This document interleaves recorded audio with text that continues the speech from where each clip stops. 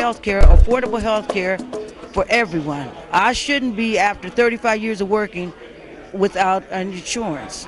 We're letting the insurance companies dictate to us how we're to be insured. Just like with the automobile insurance, if I had sent my car payment in late, they wouldn't have sent it back. They would have charged me for a reinstatement fee or something like that, but they wouldn't have sent my money back and said, we're not going to insure you anymore.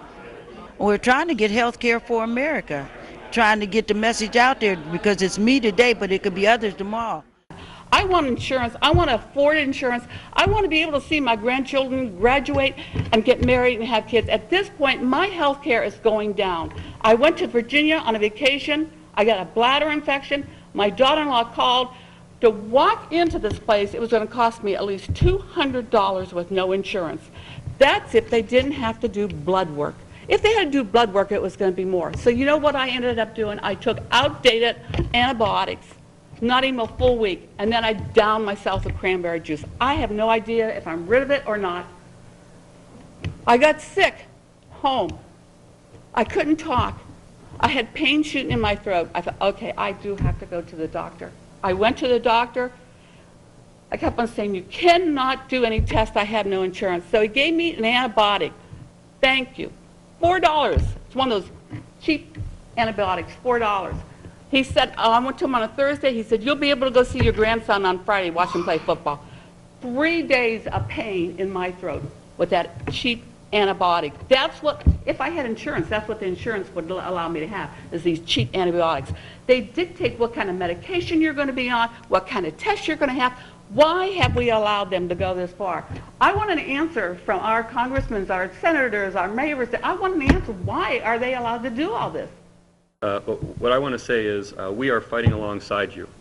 Senator Brown shares your goals, shares the goals of the Mahoning Valley Organizing Collaborative. We have to do something about this problem. And Hattie, the story you told, Corrine, others who spoke, these are injustices. They are wrong. Correcting our healthcare system, providing health insurance to the American people at an affordable rate is a moral imperative. A Robert Wood Johnson Foundation report recently told us that in 10 years, we will have 1.7 million uninsured Ohioans. Right now, we are losing health insurance at the rate of 400 people a day here in the state of Ohio.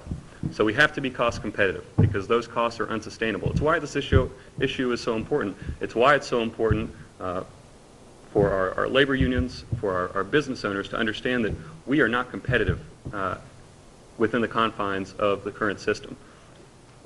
But I will tell you this, Senator Brown will not stop fighting until this bill is passed and signed by the President, and it includes a robust public option. I was privileged just in the past couple Friday nights ago to be at a meeting with Speaker Pelosi, and she started her remarks, and I was kind of intrigued by this. She started her remarks by saying, are we going to have health care reform? She answered her own question, absolutely. One of the other things that he's spoken of that I think is significant, I know that the insurance industry is kind of at the top of everyone's list in terms of those who are not playing by the rules we would set up if we had a choice to do that. But the congressman believes that once we cover everyone, and any health care bill worth its weight has to cover everyone, that once we do that, that will change the business plan of the health insurance company, health insurance industry, in fact. That all of a sudden now they're going to be involved in prevention. When they see students in schools with tater tots on their plates, they're not going to like that because they're going to know down the road where that leads.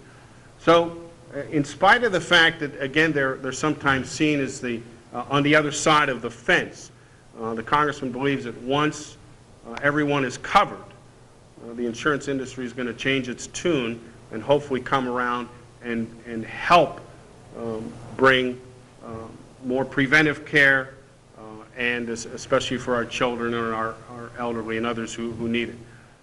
We have to hold our public officials accountable.